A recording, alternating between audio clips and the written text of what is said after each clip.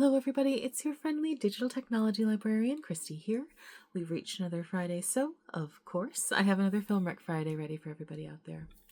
So today I just wanted to take the episode to talk a little bit about watching bingeable TV via our Kanopy service.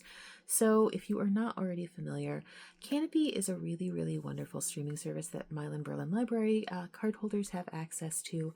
Every single month you get 15 tickets that you can use however you want with Kanopy's absolutely amazing catalog. Kanopy is really well known for offering up really incredible indie films, things from A4 Pictures. A4 has been winning Oscars backwards and forwards for the last several years now. There are classic films on here, really amazing documentaries.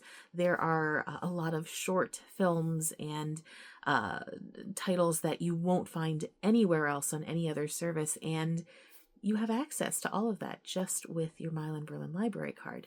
And one of the other things that you have access to is bingeable television series. So I talk a lot about Hoopla and their binge passes, but Kanopy offers something kind of similar to that in that you can check out a TV show, whether you're talking about something from mainstream American television or from BBC's collection. It has an incredible BBC collection if you are a BBC TV show fan, and you get a certain number of days to watch that series, whether it's 3 days, 5 days, or an entire week.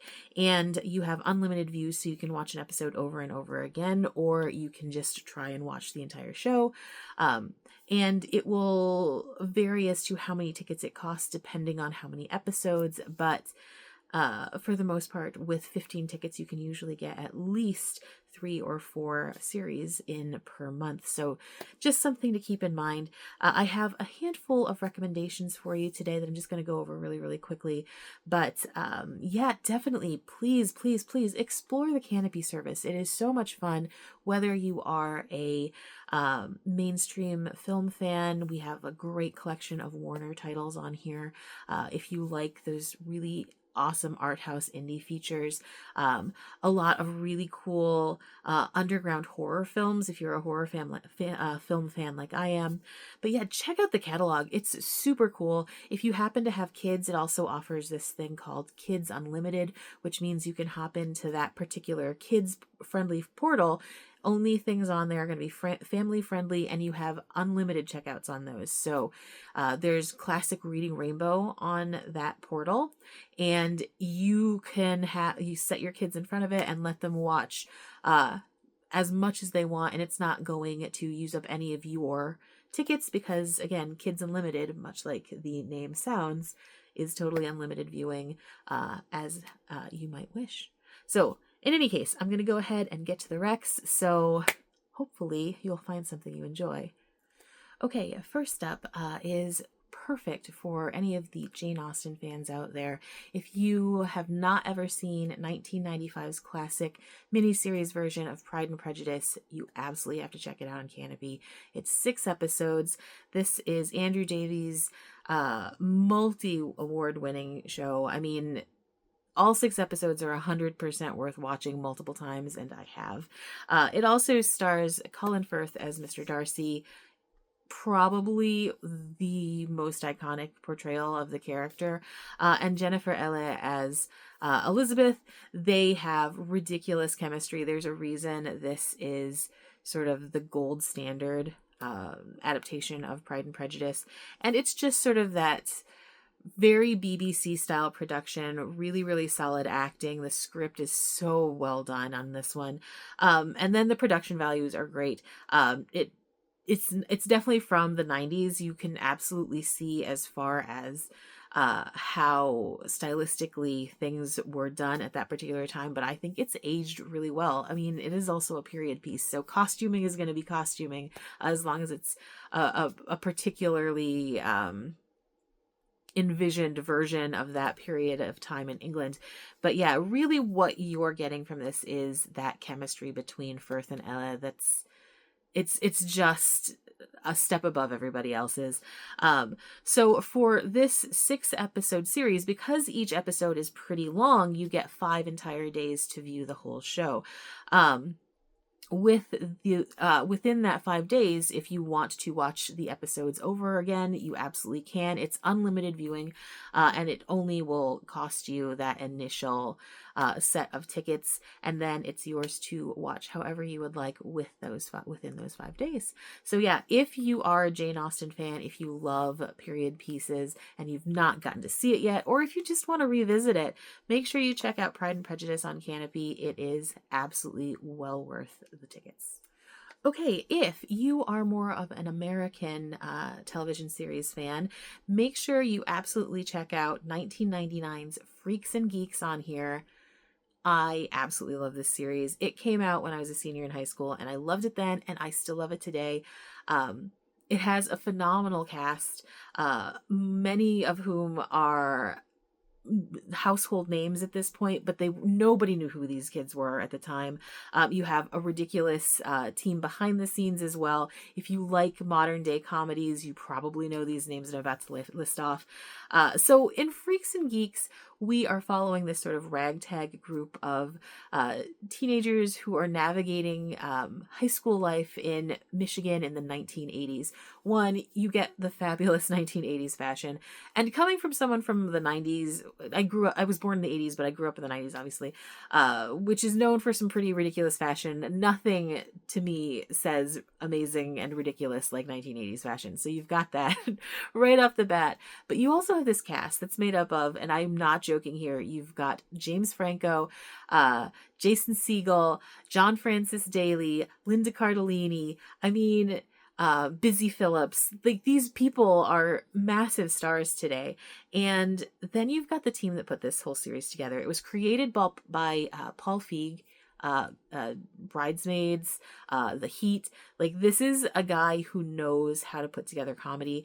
And then it's executive produced by Judd Apatow. I mean, Judd Apatow is like top tier comedy name. I mean, this whole series should have been like, it should have run for seasons and seasons, and instead we just get this 18 episodes.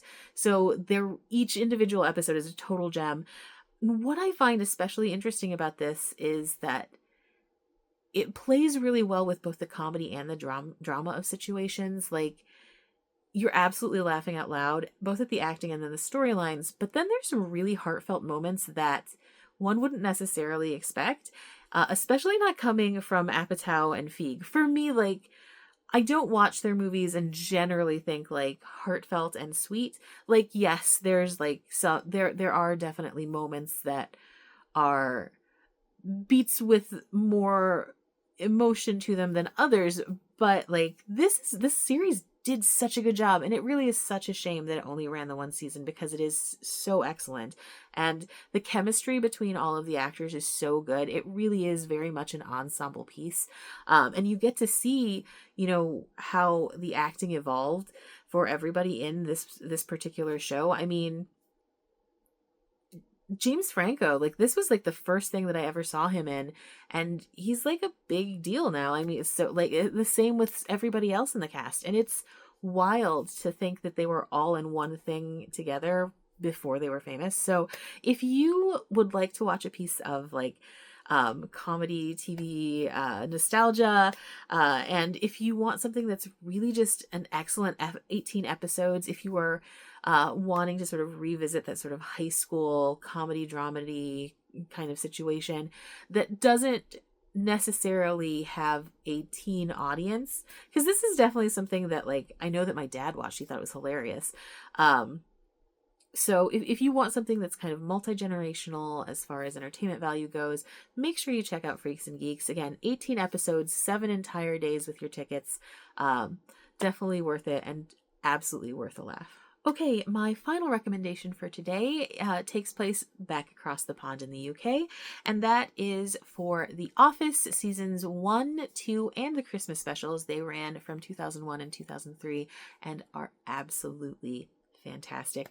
So the BBC version of The Office is what the American version is based on. So if you watched with Steve Carell and John Krasinski, you have the chance now to watch what originated the whole kind of concept. This one, instead of Steve Carell, you've got Ricky Gervais, who is hilarious. And you've got Martin Freeman as the sort of John Krasinski character within here.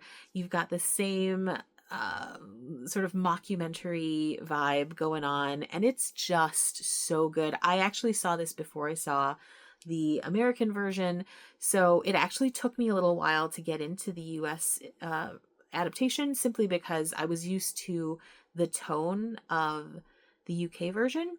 So you've got the basic similarities. It's an office, obviously, and you've got this mockumentary vibe. So there's this crew that's individually interviewing all of these members of this business team, and they all have very specific kind of out there personalities, but the tone is so incredibly British, and I don't know how to.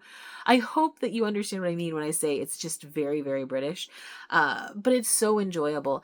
I mean, Ricky Gervais is just so, like, cringy, to use like a really contemporary term, like unbelievably so. He's abrasive. He's like always saying really horrendous things, and you kind of love him for it. I mean, in that sort of the kind of persona that Gervais has always given to audiences, whether we're talking about his stand-up or the characters he plays. But it's a very, very British thing. Where Steve Carell has always been kind of like lovably bumbling and buffoonish in his portrayal of this sort of office manager. Very, very different characters, and it positioned in the same spot within their companies, and it's really kind of cool to see that juxtaposition, especially now that I've sort of gotten used to the American version. And obviously I've always loved Steve Carell. I think he's just phenomenal.